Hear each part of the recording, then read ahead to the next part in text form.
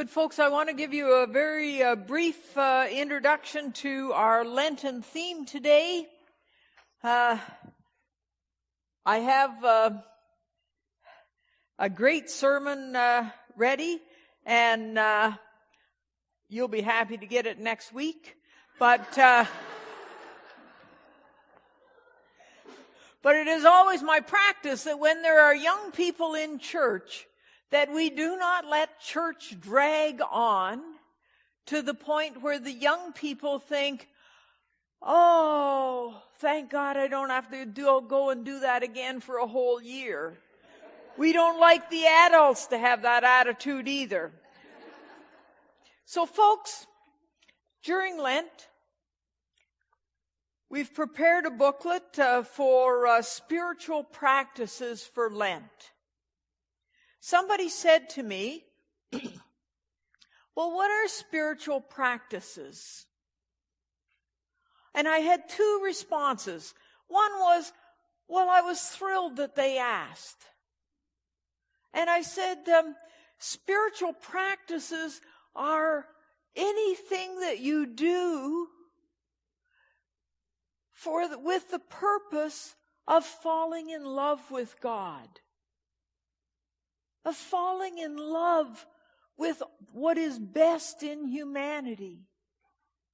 A spiritual practice is one that awakens your heart and lets you experience yourself as a spiritual being.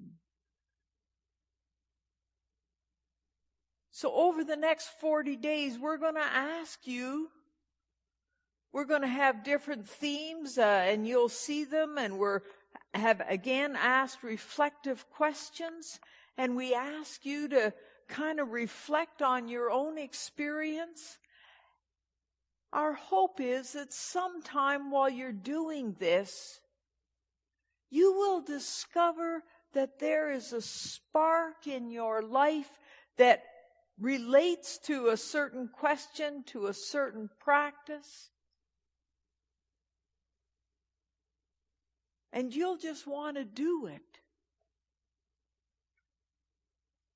You know, we don't have to spend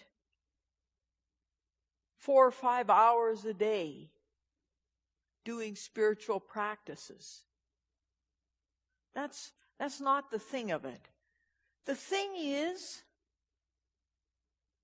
that we be conscious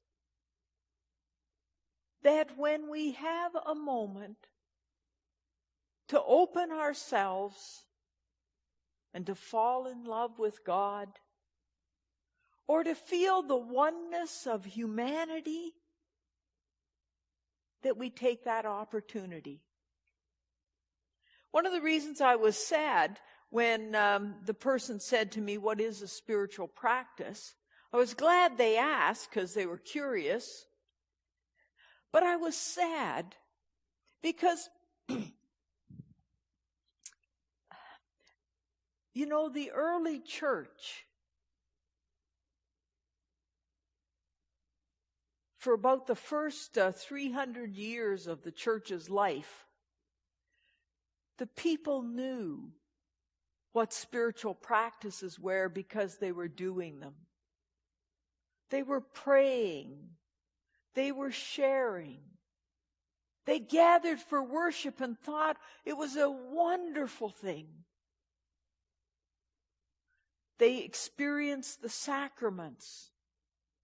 And they truly felt in communion with God. But then, you know, we had this phase in history when we became the establishment religion. And somehow we didn't have to do our ancient practices because everybody came and supported the church for different reasons. It was the place to be seen. It was the best place to be, the only place to be on Sunday morning. The schools supported the church and taught the kids to pray, taught the kids the Christmas carols, and kind of took over much of our work. So I'm sad that for many of us, we have lost our roots. And we don't know that in the times of trial in our lives, that there is a source and a power that is greater than us, that we can ask for help. We've forgotten that. Many in our society have forgotten that. So I hope on this Lenten journey that we'll remember. And remember that word, remember? Do it again. Memory. We will remember. We'll bring back maybe a little childhood memory that we have. Or remember something our grandparents did. And we'll say, this is what has sustained Christian people and those who follow the Jesus way. This is what sustained them for centuries and centuries. So I have to say, I rejoice that the church is no longer the place to be on Sunday morning, because it means the people who come want to be here. I rejoice that the schools don't teach people how to pray, because that is actually the role of the church. When I see kids who go to church who don't know Christmas carols, I think to myself, what a great opportunity for the church to get back to doing that which is the essence. I believe, you see, that playing Christmas carols is a spiritual practice. Of learning the words and singing them is a spiritual practice. That's why I do it 12 months a year.